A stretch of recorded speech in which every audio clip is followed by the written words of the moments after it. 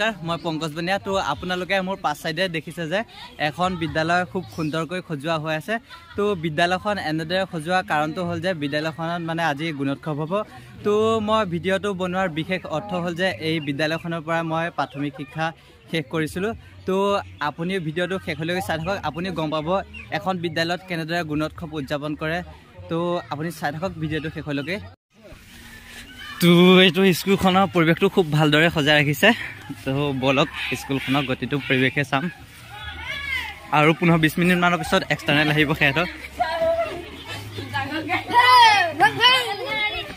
তো চাওক খুব সুন্দৰকৈ সজাই ৰাখিছে স্কুলখন মই ইয়াৰ পৰাই মোৰ প্ৰাথমিক শিক্ষাটো শেষ কৰিছিলোঁ দস্তপা এতিয়া 8:20 মানে হ'ল তো এক্সটাৰ্নেলক সম্বোধন জনাবলৈ পায় সমূহ শিক্ষক শিক্ষয়িত্ৰী এতিয়া ৰখি আছে এক্সটাৰ্নেল আহি পাই গৈছে পায়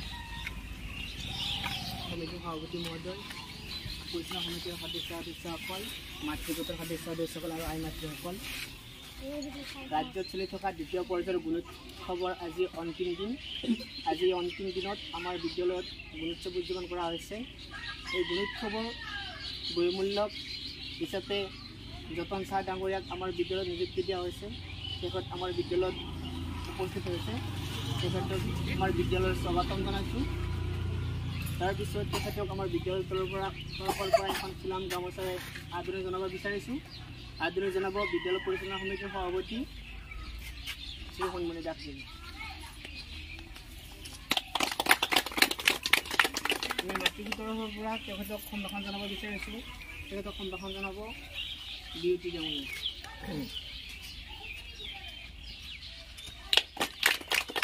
আৰু মই নিজে প্ৰধান শিক্ষক হিচাপে তেখেতক এখন চিলাম গামোচাৰে আদৰণি জনাব বিচাৰিছোঁ আৰু এই গুণোৎসৱৰ নিৰীক্ষণৰ দায়িত্ব দিয়া মঞ্জুলা হাজৰিকা বাইদেউ আমাৰ বাইদেউ উপস্থিত আহক বাইদেউ তেখেতক আমাৰ চিলাম গামোচাৰে সম্ভাষণ জনাব বিচাৰিছোঁ সম্ভাষণ জনাব ভাৰতী বনিয়াদেৱে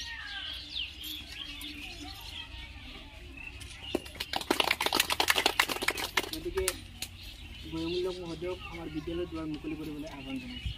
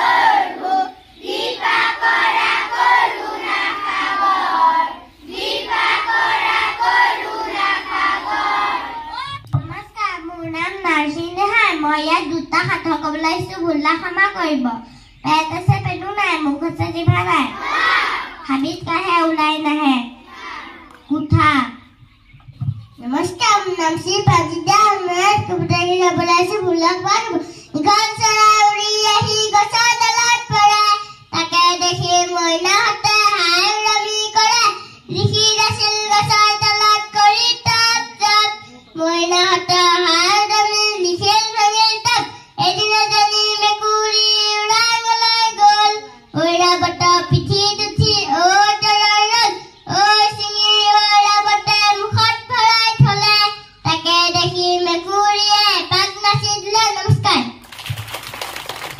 কাকি শান্তিপুৰ প্ৰাথমিক বিদ্যালয়ৰ সন্মানীয় সভাপতি মহোদয় আৰু সন্মানীয় প্ৰধান শিক্ষক মহোদয় লগতে সহ শিক্ষক মহোদয় মহোদয়া আৰু মাতৃগোটৰ সদস্যসকল আৰু সন্মানীয় ৰাইজ লগতে মৰমৰ ছাত্ৰ ছাত্ৰীবৃন্দ, মই আজি ইয়াতে আহি সঁচাকৈ গৌৰৱ অনুভৱ কৰিছোঁ। অসম চৰকাৰৰ যি এটি প্ৰয়াস, এই প্ৰয়াস সঁচাকৈ শলাগলগীয়া। এই যে সুন্দৰ এটা পদক্ষেপ অসম চৰকাৰে আৰম্ভ কৰিছে, যোৱা বছৰৰ দৰে এইবেলিও আৰম্ভ কৰিছে আৰু মোক ইয়ালৈ বহুল মূল্যায়নকাৰী হিচাপে নিযুক্তি দিছে। মই চৰকাৰৰ নিৰ্দেশ মৰ্মে ইয়াতে আহিছোঁ। আপোনালোকৰ সকলৰ সহায় সহযোগিতা কামনা কৰিছোঁ। ধন্যবাদ।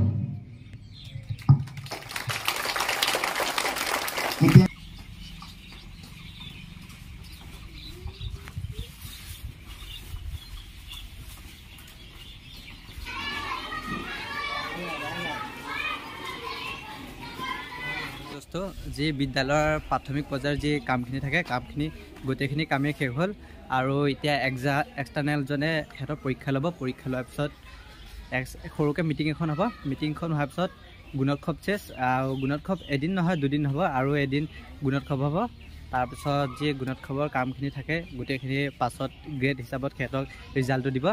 তো তেনেদৰে গুণোৎসৱটো উদযাপন কৰে সিহঁতি। দোস্ত আপুনি গম পালে যে গুণোৎসৱ কেনেদৰে হয়।